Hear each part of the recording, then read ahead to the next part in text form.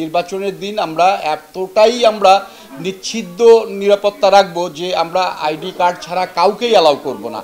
নববর্ষ পয়লা বৈশাখ এইটা হচ্ছে যে আমাদের ঈদের পরপরই, ঈদ হওয়ার 3 দিন পরেই হচ্ছে আমাদের নববর্ষ।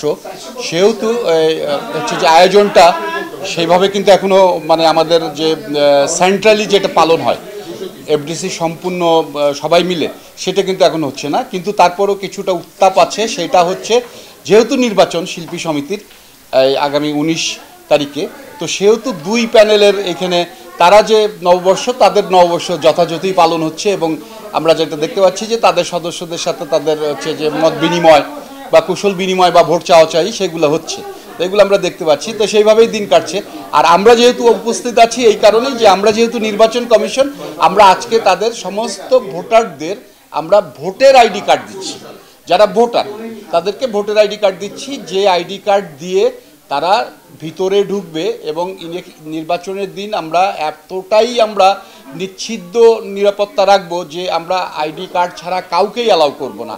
হোক সে আমাদের ভোটার, হোক সে আমাদের ইন্ডাস্ট্রির কোনো লোক, হোক সে সংবাদকর্মী বা সংবাদ মাধ্যম, যারাই হোক, প্রত্যেকেরই আমরা কার্ড দিব এবং সেই কার্ড নিয়ে আমরা সবাইকেই আমরা হচ্ছে যে এন্ট্রি করতে দিব।